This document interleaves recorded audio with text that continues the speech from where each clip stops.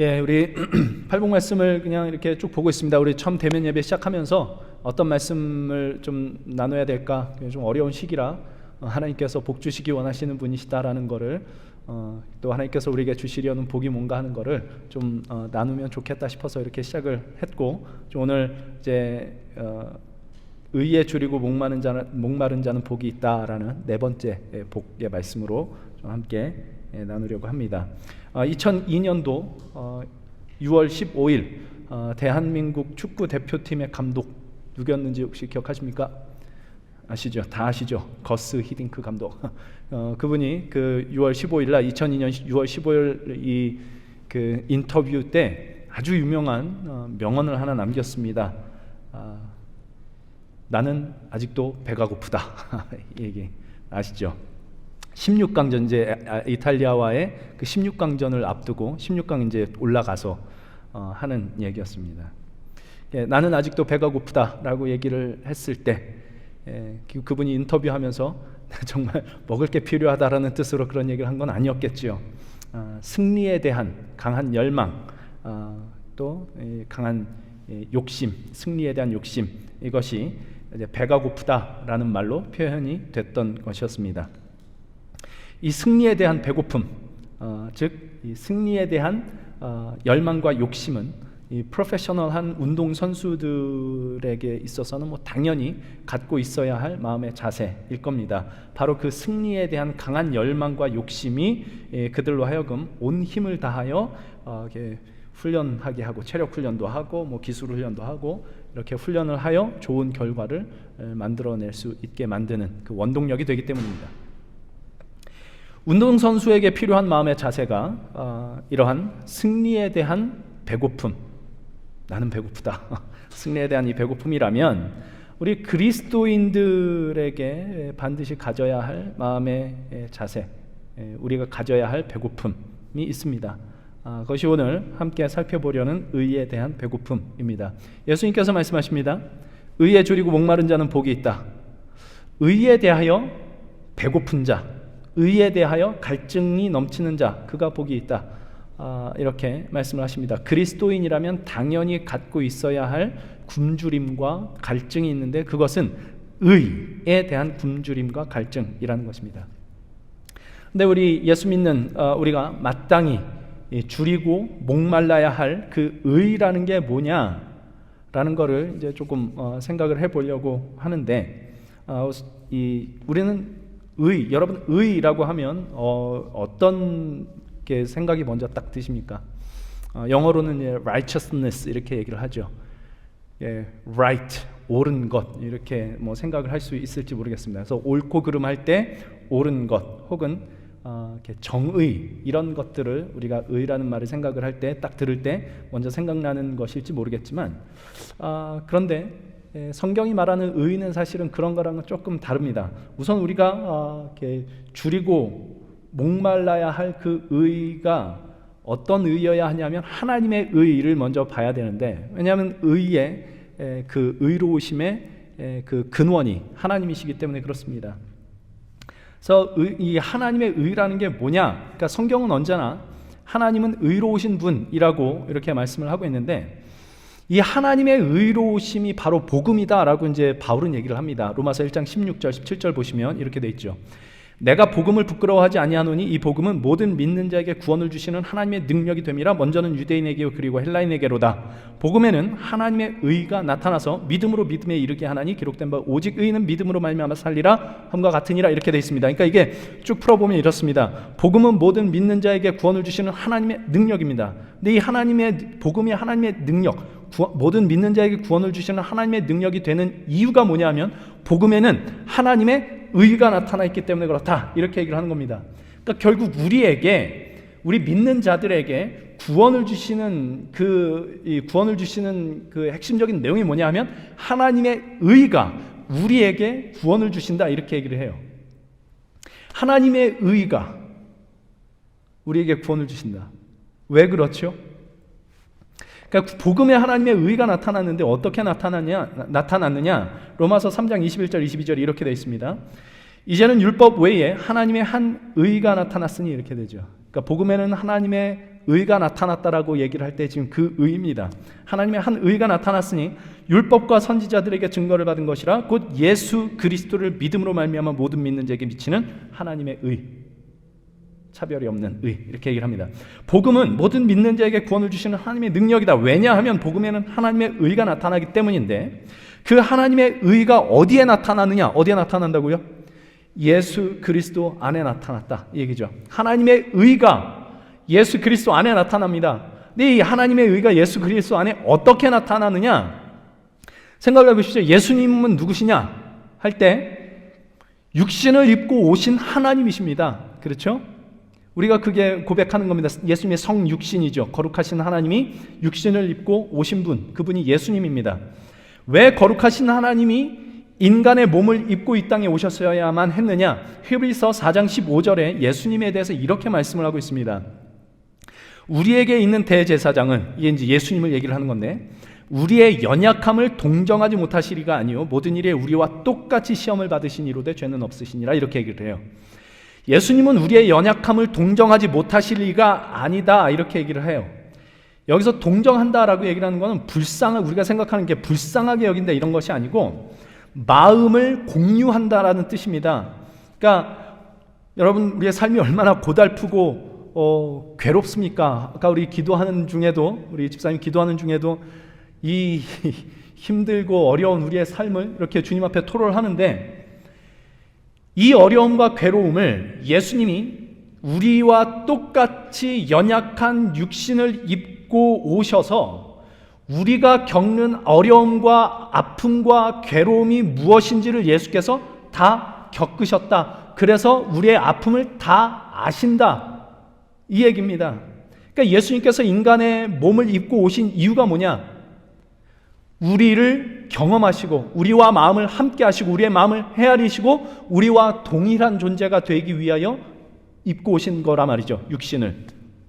그러니까 이분, 우리의 마음을 헤아리시는 분, 이분이 예수님이십니다. 인간과 마음을 함께 하기 위하여 인간의 몸을 입고 오신 분, 그분이 예수 그리스도이시고, 이 예수 그리스도 안에 하나님의 의가 나타난단 말이죠. 그러면 하나님의 의라고 하는 것이, 의가 옳고 그름을 갈라내는 것이겠습니까?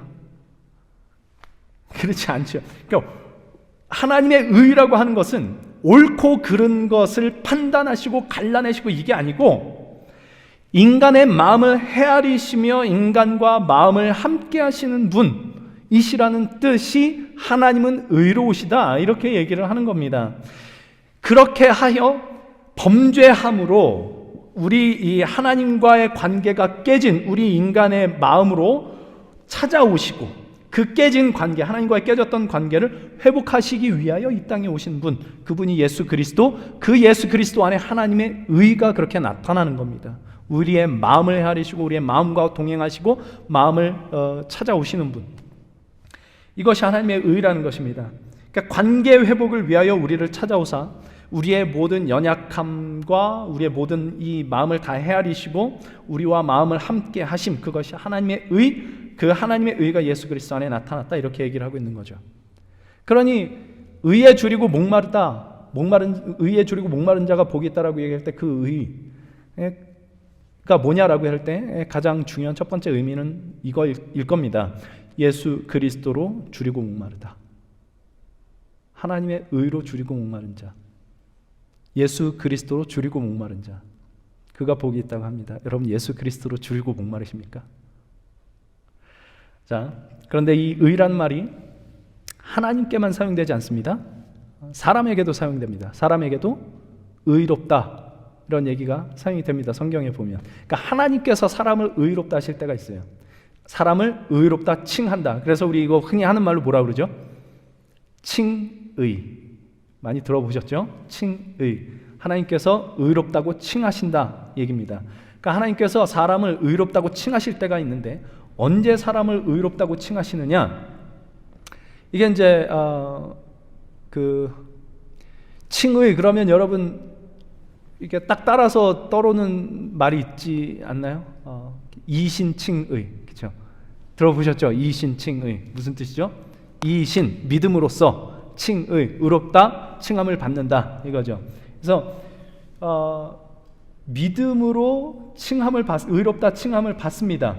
그러니까 이게 무슨 뜻이냐면, 이게 어디 성경에 어느 말씀에서 이 말이 나왔냐 하면 창세기 15장 6절에 보면 아브라함 얘기가 나오는데, 아브라함이 여호와를 믿으니 여호와께서 이를 그의 의로 여기셨다, 이런 얘기가 나옵니다.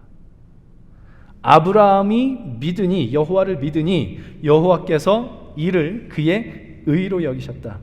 그러니까 이게 이신칭의입니다. 아브라함이 믿었고 그 믿음을 보시고 하나님께서 그를 의롭다 칭하셨단 말이죠. 그러니까 아브라함이 무엇을 믿어서 의롭다 칭함을 받나요? 거기에 나온 내용은 그겁니다. 하나님께서 이게 아브라함을 데리고 나오셔서 하늘의 별을 봐라, 네 뭇별을 네가 셀 수 있나 봐라, 네 자손이 이 뭇별과 같이 될 것이다, 이런 약속을 주시고 아브라함이 그 약속을 믿습니다. 그리고 하나님은 그의 그 믿음, 하나님의 약속을 믿는 그 믿음을 보시고 의롭다, 너 의롭다 이렇게 칭하시는 거예요. 아브라함은 당시에 이미 자식을 생산하기에는 너무 늙은 나이였습니다. 75세 때 그 고향 땅을 떠나 나와서 뭐 그때 당시에는 뭐 몇 살 정도 됐을지 아직 모르겠지만 이미 늦었죠. 나중에 86세가 돼서 뭐 이제 하가를 통해서 낳기도 했는데 그것도 참 놀라운 일이지만 어쨌든 이게 지금 아직 이게 그 아브라함에게 있어서는 자기 몸에서 누구 자식을 낳는다는 건 사실은 불가능한 일로 생각을 하고 있습니다. 그래서 거기 15장에 보면 뭐라고 얘기를 하냐면, 우리 집에서 길 이은 자가 내 상속자가 되기를 원합니다. 얘나 좀 하나님의 사람으로 잘 컸으면 좋겠습니다. 이렇게 얘기를 하거든요. 그러니까 하나님께서 네 자손을 하늘의 뭇별과 같이 만들겠다라는 하나님의 약속은 이 아브라함 입장에서 보면 자기의 육체적 능력을 봐서는 도무지 안 될 일을 하나님께서 약속을 하신 거란 말이죠. 근데 아브라함이 그것을 믿습니다. 그래서 믿는다는 무슨 뜻일까요? 그러면 아브라함이 자기 몸의 가능성을 보고 믿을까 말까 한 게 아니고 하나님의 능력을 신뢰하기로 했다 말이죠. 약속하시고 그 약속하신 것을 반드시 이루시는 하나님을 내가 믿어보겠습니다. 하나님의 그 능력에 나를 맡겨보겠습니다. 이게 믿음이었던 겁니다. 아브라함이 믿었다 이런 얘기고, 그래서 믿음이라는 것은 생각을 해보시면요, 믿으면 우리 예수 믿어서 구원받고 뭐 이렇게 믿음으로 의롭다 칭함을 받고 이렇게 얘기를 하는데, 그러니까 믿으면 구원을 받는다, 믿으면 의롭다 칭함을 받는다, 이런 기계적인 공식으로 쓰이는 게 믿음이 아니고 인격적인 관계를 형성하는 힘이 믿음입니다. 하나님께서 아브라함을 찾아오시고 약속을 주시고 아브라함이 그걸 믿어서 하나님과의 그 인격적인 관계가 형성이 되는 겁니다. 이게 믿음입니다. 하나님이 바로 그 믿음을 보시고 아브라함을 의롭다 칭하신단 말이죠. 아브라함이 나를 보면 안 될 일이지만 자기의 불가능성에 자기를 묶어놓지 않고 하나님께 마음을 열어 하나님께서 하시려는 일에 자신의 마음을 드릴 때, 그때 하나님께서 아브라함을 너는 의롭다라고 말씀을 하셨단 말이죠. 이게 무슨 뜻입니까? 그러면 의롭다는 게, 아브라함이 의롭다는 게 아브라함이 네가 옳다라는 얘기입니까? 아니면 네가 정의롭다 이런 얘기입니까? 그런 거 아니죠. 하나님께서 당신의 의로 뭘 하셨냐면 인간 속에 찾아오셔서 인간의 마음을 헤아리시고 인간의 마음을 나누셨단 말이에요. 그게 하나님의 의였어요.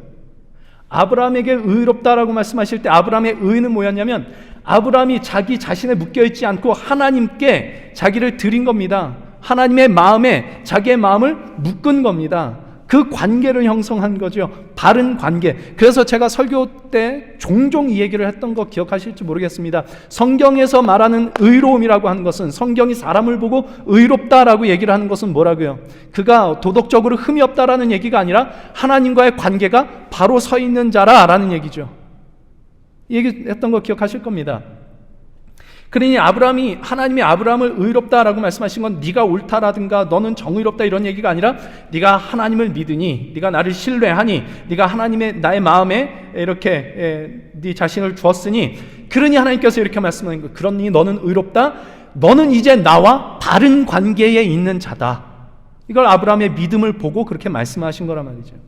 그러니까 성경이 사람을 보고 의롭다라고 얘기를 하는 것은 사람이 옳고 그른 문제에 대해서 네가 옳다라고 얘기를 한다거나 도덕적으로 흠이 없다라고 얘기를 하는 게 아니라 정의롭다라고 얘기를 하는 것이 아니라 하나님과의 관계가 바로 섰다라는 뜻이란 말이죠.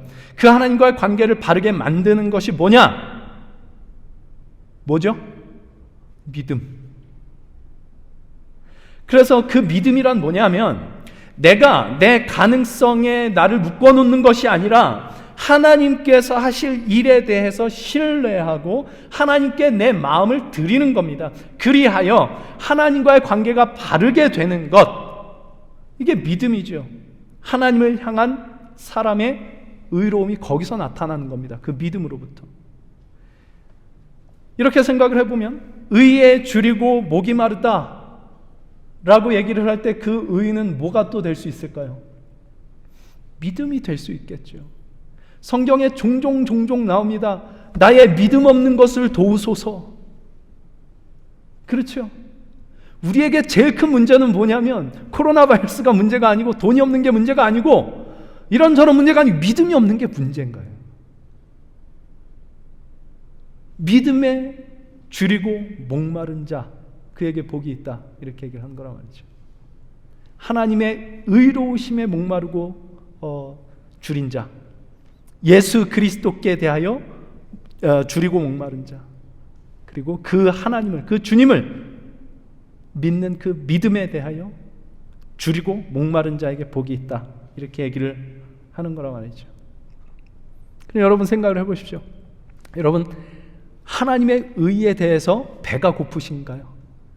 그 하나님을 믿는 믿음이 없어서 그 믿음을 갖고 싶어서 그 믿음에 대해서 줄이고 목마르셨나요? 또 한 가지 생각할 게 있습니다. 이 하나님을 향한 사람의 의, 하나님께서 넌 참 의롭구나 말씀하시는 이 의로움은 결코 하나님과의 바른 관계를 맺는 것으로 끝나지 않습니다. 성경은 결코 그렇게 끝나지 않습니다. 하나님과의 바른 관계라는 이 의는 반드시 사람과의 관계의 바름으로 나타나게 되어 있습니다. 마태복음 22장에 나오는 예수님의 말씀, 우리가 너무 잘 알죠. 율법사가 와서 계명 중에 어느 계명이 제일 큽니까? 라고 예수님을 시험하기 위해서 물은 그 질문에 대해서 예수님께서 이렇게 답을 하십니다. 22장, 마태복음 22장 37절에서 40절 말씀을 제가 읽겠습니다. 여기 한번 같이 읽어보죠. 같이 읽어보겠습니다. 시작. 예수께서 이르시되 내 마음을 다하고 목숨을 다하고 뜻을 다하여 주 너의 하나님을 사랑하라 하셨으니 이것이 크고 첫째 되는 계명이요 둘째도 그와 같으니 내 이웃을 내 자신같이 사랑하라 하셨으니 이 두 계명이 온 율법과 선지자의 강령이니라. 온 율법과 선지자의 강령, 율법과 선지자는 그때 가지고 있었던 구약 성경을 얘기를 합니다. 모든 성경이 가리키는 게 뭐냐? 하나님 사랑하고 이웃 사랑하라는 것이다, 이 얘기입니다. 그러니까 하나님을 마음 다해 사랑하는 것, 하나님과의 관계가 회복된 게 이게 의라고 그랬죠. 믿음으로 그게 가능해집니다. 근데 둘째도 그와 같으니라고 말을 해요. 이것은 첫째, 둘째 뭐 순서가 있고 이렇게 우선순위가 있고 경중이 있고 이런 것이 아니라 둘째도 이와 같으니 첫째 계명과 둘째 계명의 무게가 같다는 얘기입니다. 여러분 하나님 사랑하는 거는요 눈에 보이질 않으니까 보통 어떤 식으로 생각을 하냐면 예배 열심히 잘 드리고 교회에 잘 나오고 봉사하고 헌금 11조 꼬박꼬박 하고 이런 것으로 하나님 사랑하는 것이라고 생각을 해. 그렇지 않고 첫째와 둘째가 무게가 똑같아요. 두 번째 걸 하면 첫 번째 게 되는 겁니다. 첫 번째를 하고 있으면 두 번째가 나타나야 되고 하나님을 사랑하고 있으면 이웃 사랑하는 게 나타나야 되고 이웃 사랑하는 게 곧 하나님을 사랑하는 것이다, 이렇게 얘기를 하는 겁니다. 그러니까 하나님을 사랑하는 것과 이웃을 사랑하는 것 사이에 차이가 없다. 하나님을 사랑한다면 그 사랑은 이웃을 사랑하는 것이어야 하고 우리 눈에 보이는 이웃을 사랑하는 것이 곧 우리 눈에 보이지 아니하는 하나님을 사랑하는 것이다, 이렇게 얘기를 하는 겁니다. 뒤집어 얘기하면 이웃을 사랑하지 않으면서 하나님을 사랑할 수 있는 방법이 있다 없다? 없습니다. 그러니까 하나님 사랑하는 마음으로 예배를 드리고 헌금을 하고 찬양을 하고 기도는 하는데 이웃을 사랑하는 마음이 없으면 예배, 헌금, 찬양, 기도는 하나님의 사랑일 수가 없다, 이런 얘기죠. 구약의 선지자들이 끊임없이 했던 얘기입니다. 고아와 과부와 나그네, 그러니까 우리의 돌봄이 필요하고 우리의 관심이 필요한 사람들에 대하여 나 몰라라 하면서 너희가 성전에 와서 예배하고 제물 드리고 구원받았다고 하느냐? 그거 다 헛된 거다. 계속해서 하는 얘기죠. 그러니 하나님께서 당신의 의로우심으로 우리를 찾아오시고 우리가 그 하나님을 믿음으로 하나님과의 관계가 회복되고 하나님으로부터 우리가 의롭다 칭함을 받는다라는 것은 결국 그 의가 사람 사이의 관계에서도 나오게 되어 있다. 그것은 이웃을 나 자신과 같이 사랑하는 것이다. 사람과 올바른 관계를 맺는 것이다. 그렇게 얘기할 수 있습니다.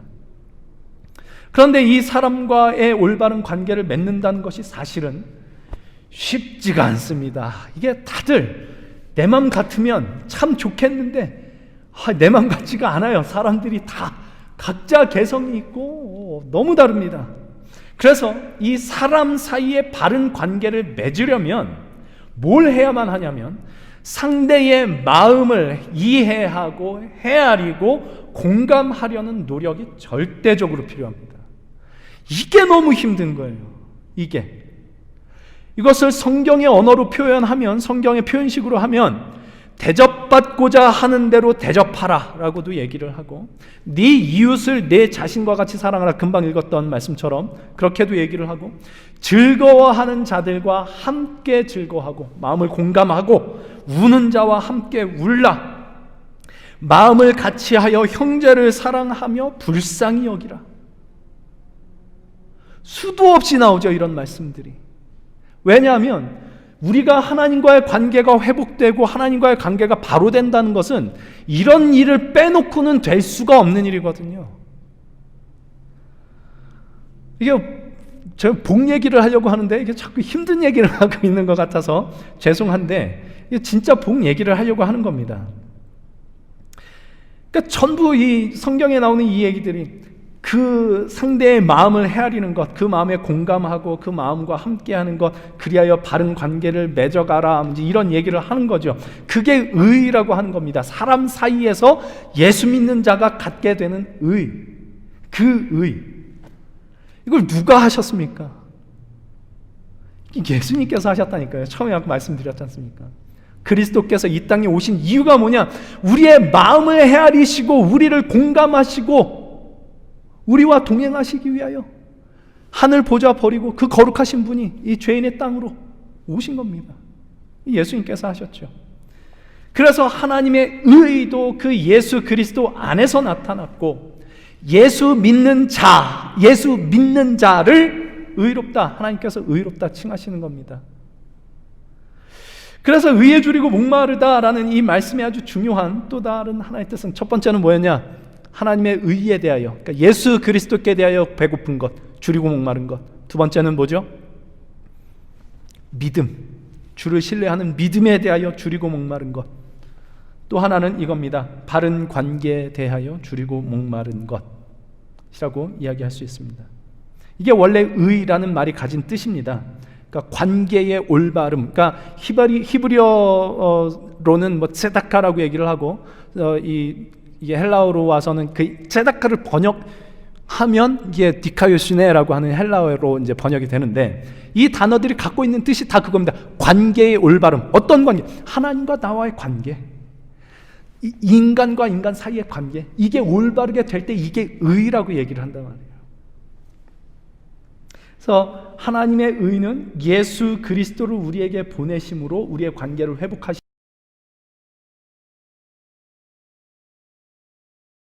우리는 우리 하나님을 그 신뢰하는 믿음을 주님께 드림으로 하나님과의 관계가 회복이 되고, 그리고 그 회복된 하나님과의 회복된 관계가 이웃 사이에서 나타날 때 그걸 의롭다라고 얘기를 한단 말이죠.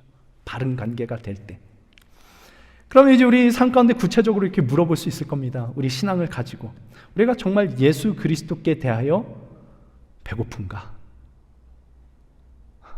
우리 주님을 믿는 그 믿음에 대하여 정말 배고픈가? 줄이고 목마른가? 그리고 이 바른 관계를 우리가 정말 줄이고 목말라 하고 있는가? 그것에 대해서 배고파하고 있는가? 바른 관계에 대한 갈망이 있는가 하는 거죠.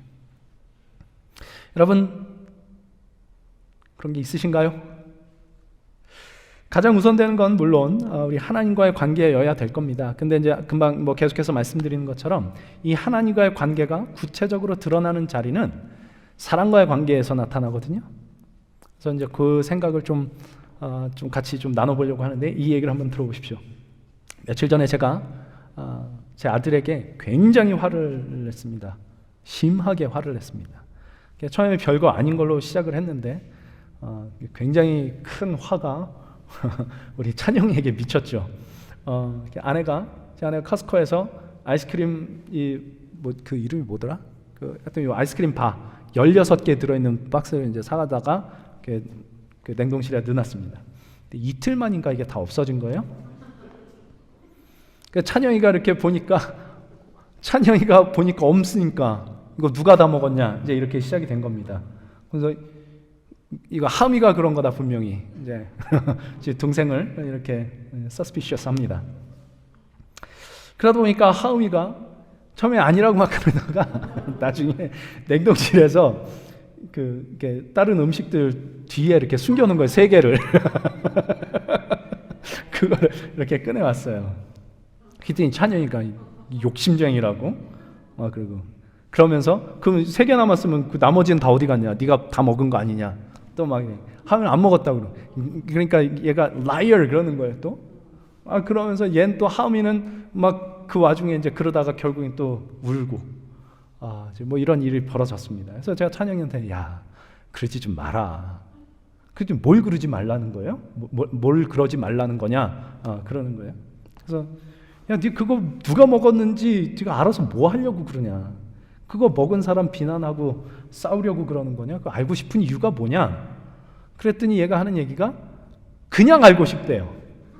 Just I want to know 이래요. 그냥 알고 싶대요. 그래서 근데 찬영아, 그거 알아서 서로 기분만 나쁘면 차라리 모르는 게 낫지 않겠냐? 그래도 그냥 알고 싶대요. 아니 뭐 무슨 목적도 없이 뭘 그냥 알고 싶은데. 이제 이런 얘기를 하다 보니까 얘도 이제 슬슬, 이게 아마 처음부터 그랬던 건지 제 얘기가 별로 듣고 싶지가 않은 거예요. 그냥 반발을 하고 싶은 거죠. 그러니까 너 뭐 그렇게 목적도 없이 뭘 그렇게 알려고 하냐, 이제 이런 얘기를 했더니 저한테 하는 얘기가 그러면 철학도 알 필요가 없겠네 그래요. 그러니까 요즘에 얘가 이제 철학적 질문 이제 철학에 관해서 막 이렇게 관심을 갖고 저하고 이렇게 많이 얘기를 했거든요. 철학도 알 필요가 없네 그래요. 그러니까 야, 누가 아이스크림 먹었는지 알려고 하지 말자라는 얘기를, 그러면 철학적 사고도 하지 말아야 되겠네, 여기로 이제 넘어간 거 얘가. 이거는 이제 그냥 반발을 하고 싶어서 하는 얘기인 거죠. 그러니까 이제 저도 마음속에서 이제 슬슬 짜증이 올라옵니다. 그냥 제가 하는 말에 반대를 하고 싶어서 하는 말이다라는 게 이제 딱 들리니까. 그래서 야, 아이스크림 누가 먹었는지 아는 거랑 철학을 아는 거랑 이게 같냐? 이제 화가 이렇게 확 났어요. 근데 이제 다시 한번 진정을 하고 제가 이제 이렇게 물어봤습니다. 네가 철학을 알고 싶은 이유가 뭐냐? 얘가 평소에 했던 얘기가 있거든요. 철학적 사고가 삶을 풍성하게 하고 뭐 이걸로 다른 사람을 이렇게 도울 수 있고 뭐 이제 이런 얘기들을 해왔어요. 그래서 제가 너 철학을 알고 싶은 이유가 뭐냐 이렇게 물어보면 이제 그런 대답을 할 줄 알고 그렇게 답을 하면 그렇지, 철학으로 삶을 풍성하게 하고 누군가를 도우려고 철학을 알고 배우는 건데, 근데 철학을 내가 알고 있다는 것 때문에 그걸 모르고 그걸 무시하는 사람과 다툼이 일어나고 싸움이 일어난다면 차라리 철학 그거 모르는 게 낫지 않겠냐. 아이스크림 누가 먹었는지 알아서 그것 때문에 비난하고 싸우고 다투고 그럴 거면 차라리 모르는 게 낫지 않겠냐라고 이렇게 얘기를 진행해 가려고 철학을 알고 싶은 목적이 뭔데? 이렇게 물어봤더니 얘도 저의 그 의도를 간파를 했죠. 그래서 제 질문의 의도를 딱 간파하고 제가 철학을 알고 싶은 의도가 뭔데? 목적이 뭔데? 그랬더니 그냥 알고 싶대요. 이유 없이 그냥 알고 싶어요. 그냥 아는 것 자체가 그냥 목적이래요. 그러니까 누가 아이스크림 먹었냐 그거 알아서 뭐 하냐고, 그것도 그냥 알고 싶은 거고, 철학도 왜 알고 싶냐? 그냥 알고 싶다는 거예요. 그러니 아이스크림 누가 먹었는지 알려고 하지 마라. 그러니까 이제 이 논리가 성립이 되는 거죠. 그럼 철학도 몰라도 되겠네, 알면 안 되겠네, 이제 뭐 이렇게 넘어간 겁니다. 그러니까 제가 거기서 이제 확 폭발을 한 거예요. 얘가 그러니까 모든 이 의도를 다 알고 의도적으로 이렇게 저를 반대하고 저항하고 그렇게 하기 위해서 얘가 지금 이렇게 얘기를 하고 있구나. 폭발을 했습니다. 있는 성질 없는 성질을 제가 다 부렸습니다. 얘한테 뭐 이렇게 물리적인 폭력을 행사한 건 아니고 이렇게 말로 이렇게 폭행을 했죠. 야, 내가 이렇게 화내는 거 정말 잘못한 거 아니? 이렇게 하면 안 된다는 건 내가 아니? 너 진짜 최악이 뭔지 알아? 자기가 뭘 잘못했는지조차 모르는 거. 너 지금 네가 뭐 잘못한지 모르지. 됐어, 그만둬.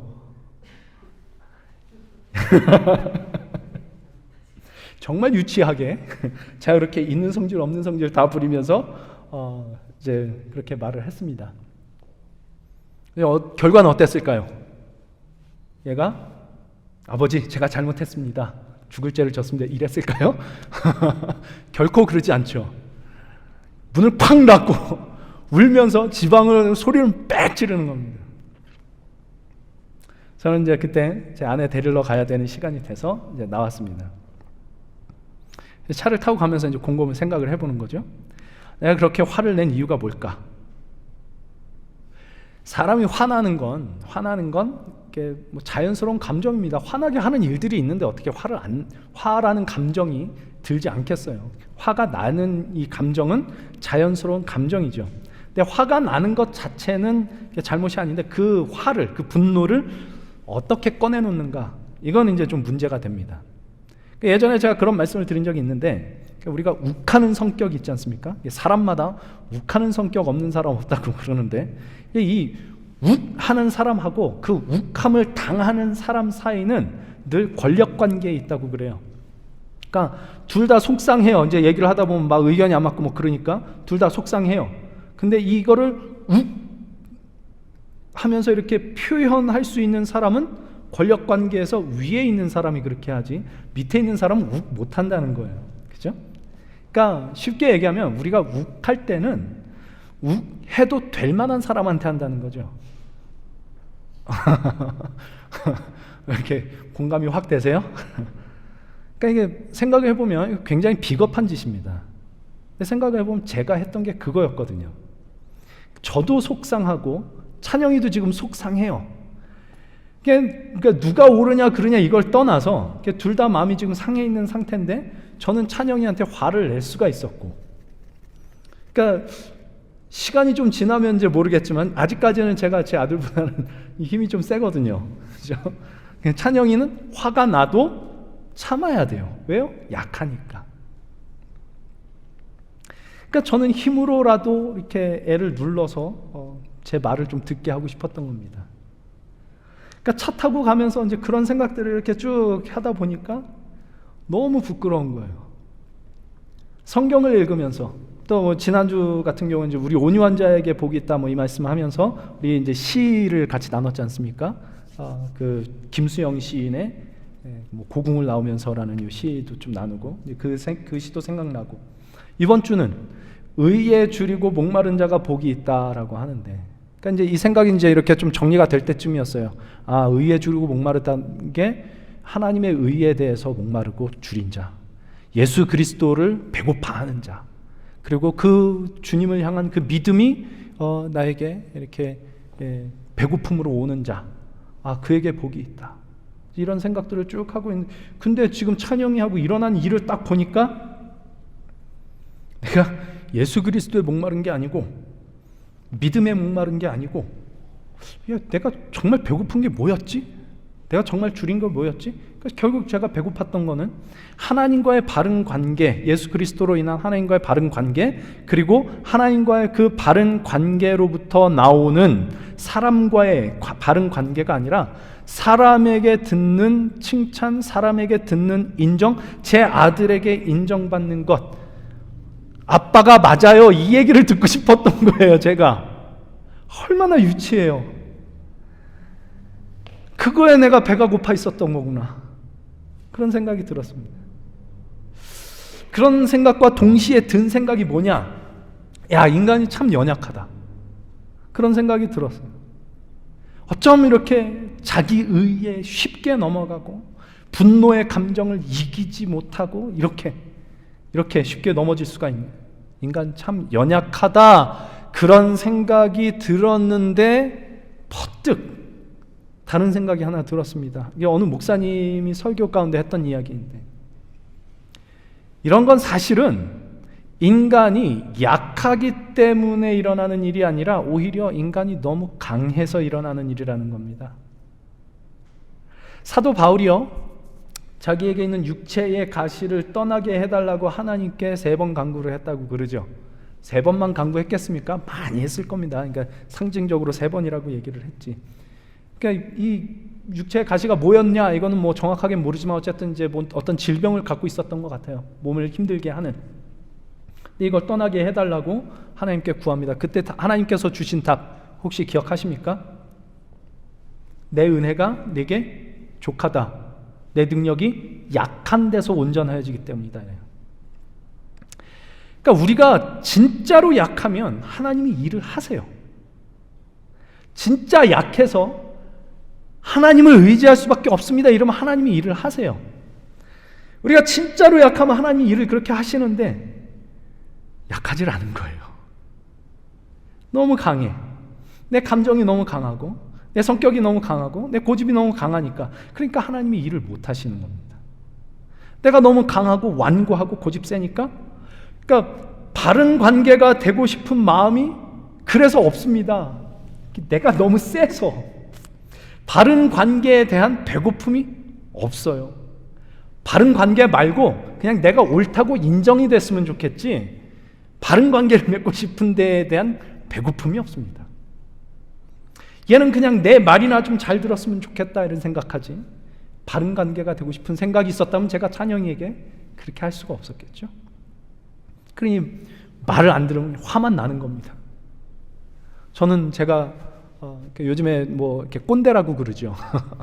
예, 나이 든 꼰대 뭐 이런 얘기를 하는데, 아, 내가 꼰대 짓을 하고 있었구나 이 생각이 확 들었습니다.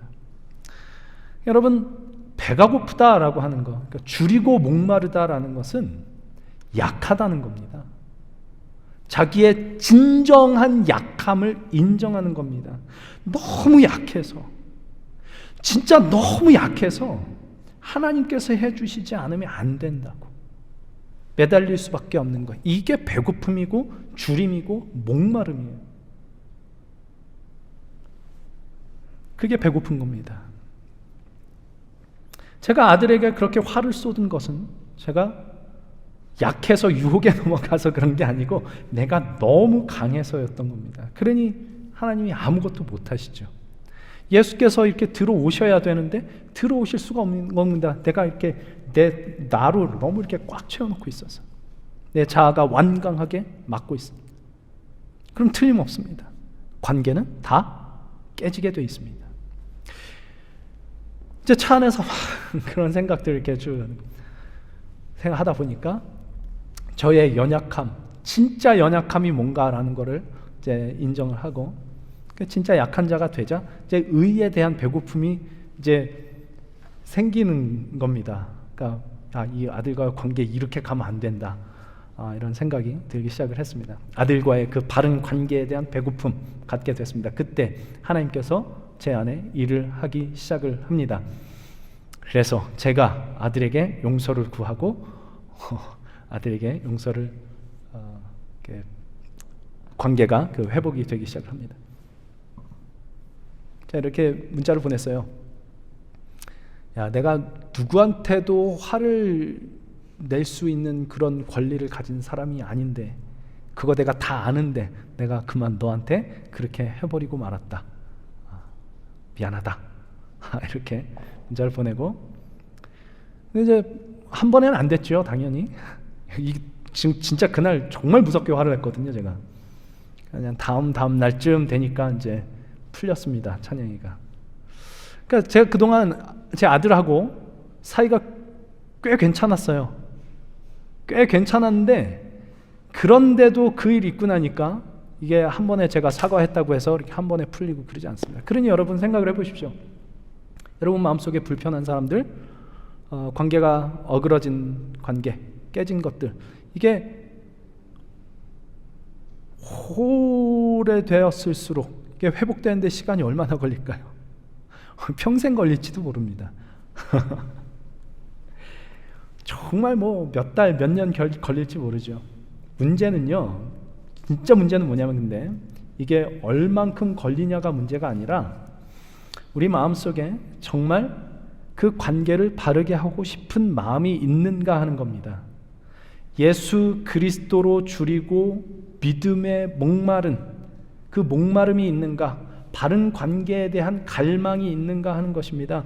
그 배고픔으로, 의에 줄이고 목마름으로 우리 하나님을 찾아 나오면 하나님께서 반드시 일을 하시는데, 문제는 뭐냐면 우리가 그 갈망이 없다는 겁니다. 별로 회복하고 싶지 않은 거예요. 이러면 이제 하나님이 일을 하실 수가 없죠. 약해서? 아니요, 너무 강해서 우리가. 이게 그러니까 하나님께 이렇게 나아가기 시작하면 이제 하나님께서 그 갈망을 갖고, 그 배고픔을 갖고 하나님께 나아가면, 그 연약함으로 하나님께 나아가면 이제 하나님께서 일을 하시는데, 그게 이제 오늘 말씀에 이렇게 나오는 겁니다. 의에 줄이고 목마른 자는 복이 있나니 그가 배부를 거다, 이렇게 얘기를 하거든요. 배부를 거다. 배부를 거다. 아까 배고프다라는 거는 밥을 안 먹어서 배고프다 이거 아니었죠. 그것도 밥 먹으니까 위가 채워져서 배부르다 이런 얘기 당연히 아니겠죠.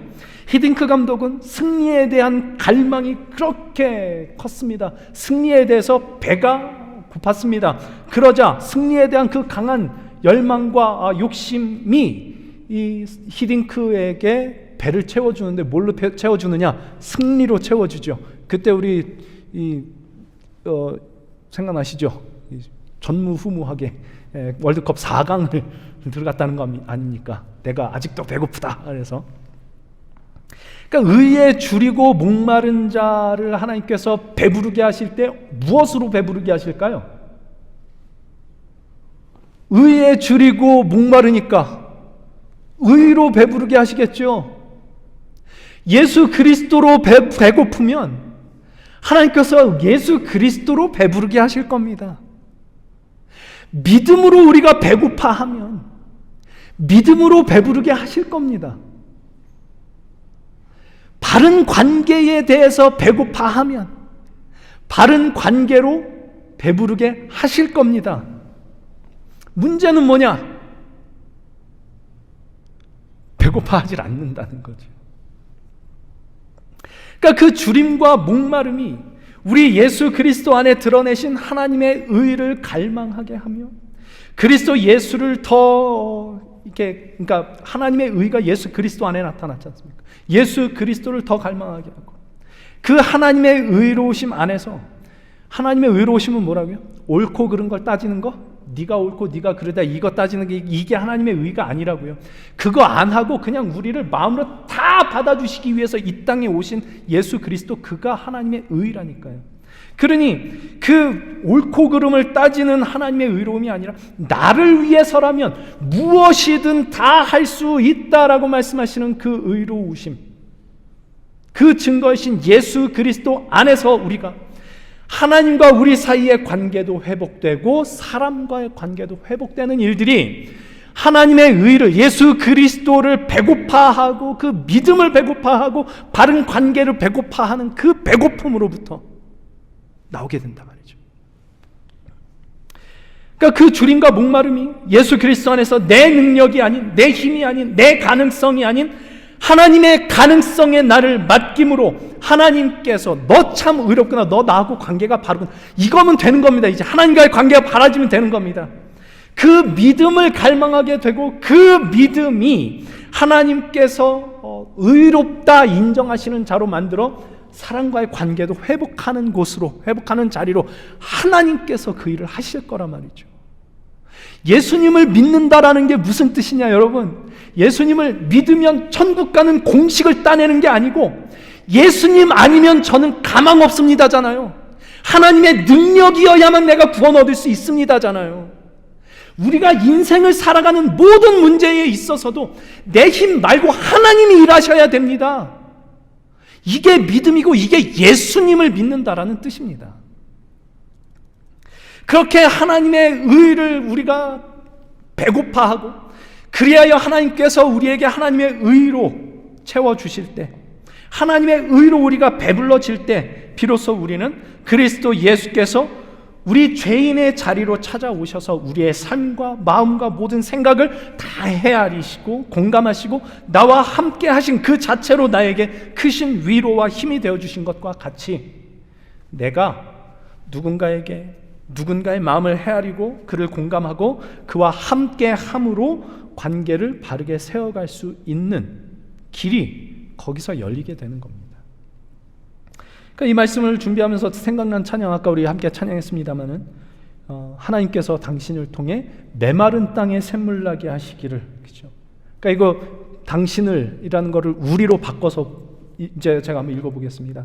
하나님께서 우리를 통해 혹은 나를 통해 메마른 땅에 샘물 나게 하시기를, 가난한 영혼 목마른 영혼 나를 통해 주 사랑 알기 원하네. 이 노랫말이야말로 제가 생각할 때 의에 줄이고 목마른 자의 소원이 바로 이 노랫말인 것 같습니다. 저는 제 아들의 마음에, 그 메마른 마음에 샘물이 나게 하기는커녕 메마른 더 딱딱하게 굳어지게 막 그렇게 만들고 말았습니다. 생각해보면 아들뿐은 아니죠. 너무 많은 관계 속에서 그런 일들이 일어났었습니다. 그러나 우리가 이 소원, 이 주림과 목마름, 이 배고픔을 가지고 주님 앞에 찾아나가면 반드시 그 일, 메마른 땅에 샘물이 나게 하고 가난하고 목마른 영혼이 나를 통해 주님을 보게 되는 일들이 일어날 겁니다. 왜냐하면 내가 예수 그리스도를 목말라 하고 배고파할 때 예수 그리스도로 채워주실 거거든요, 저를. 메마른 마음에 촉촉한 샘물이 솟아나고 가난하고 목마른 영혼이 우리를 통해 주님의 사랑을 알게 되는 그런 일들을 하나님께서 보게 하실 겁니다. 그런 일들이 우리 눈앞에서 이렇게 딱 일어난다면 정말 얼마나 신날까. 제가 우리 아들하고 관계가 이렇게 회복되는 과정 속에서 제가 그걸 맛봤습니다. 정말 신나는 일입니다. 그 일이 일어난다는 것, 하나님께서 하시는 일들이 여기서 보인다는 것. 신앙생활이 신날 겁니다. 교회에 나오는 맛도 나고 교우들 만나는 것이 즐겁고 가정에서의 삶이 풍성해지지 않을까, 이런 생각해 봅니다. 관건은 우리가 무엇에 배가 고픈가 하는 것이죠. 여러분, 무엇에 배가 고프십니까? 예수 그리스도께 배가 고픈가? 그 주님을 믿고 신뢰하여 나의 불가능성이 아니라 우리 주님의 가능성에 나를 맡겨드릴 수 있는 그 믿음에 내가 배가 고픈가? 그 믿음 안에서 그리스도 예수께서 나의 마음을 헤아리시고 그 마음을 함께 하심과 같이 누군가의 마음을 내가 헤아리고 마음을 함께하여 관계가 회복되는 그 바른 관계에 대하여 내가 배가 고픈가? 아니면 그런 거 말고 저런 거 다 됐고 그냥 이 땅에서는 그냥 어떻게든 이제 그냥 버티고 살다가 천국이나 가면 좋겠다, 이 배고픔이 있는가? 그것만으로는 만족을 못해서 이 땅에서도 어떻게 해서든 내 뜻이 좀 이루어졌으면 좋겠다, 이 갈망이 있는가? 그러면 이제 맨날 화내면서 사는 겁니다. 갈라디아서 6장 18절에 예수님께서 바울이 그렇게 얘기를 해요. 육체를 위하여 심는 자는 육체에서 썩어질 것을 거둘 것이다. 성령을 위하여 심는 자는 성령으로부터 영생을 얻을 것이다. 우리가 무엇을 심으면요, 육체를 위하여 심으면 아무것도 거두지 못하게 되는 게 아니라 우리가 거두고 싶은 걸 거두게 됩니다. 뭐요? 내 욕심 거두게 될 거고요, 내 탐심 거두게 될 거고요, 내 분노 거두게 될 거고요. 심는다는 건 왜 심죠? 열매를 맺고 싶으니까, 원하는 게 있으니까, 배고픈 게 있으니까 심을 거 아니에요. 뭘 원하고 있냐 말이죠. 무엇을? 저 아들에게 이렇게 지금 생각해보면 정말 너무 창피하고 쪽팔리다고 얘기를 하려고 했는데 이게 아닙니다. 이게 여기서 할 얘기는 아닙니다. 쪽팔리는 게 아니고요, 정말 창피하고 부끄러운 얘기입니다. 제 아들한테 그렇게 아빠가 오라요, 그 얘기를 왜 그렇게 듣고 싶었나 모르겠어요. 그거 아무것도 아니고, 사람이 나를 인정해 주는 거 아무것도 아니고 하나님께서 그래 너 참 의롭다라고 말씀해 주시면 이거보다 더 큰 복이 있을 것 같습니까, 여러분? 무엇을 우리가 갈망하고 배고파하고 있는가 잘 살펴보시기를 원합니다. 의에 주리고 목마른 자는 복이 있나니 그가 배부를 것이다. 하나님께서 그 의로 채워주실 겁니다. 예수 그리스도로 채워주실 것이고 주님을 향한 믿음으로 채워주실 것이고 그 믿음 안에서 바른 관계가 맺어지는 것으로 배부르게 해주실 것입니다.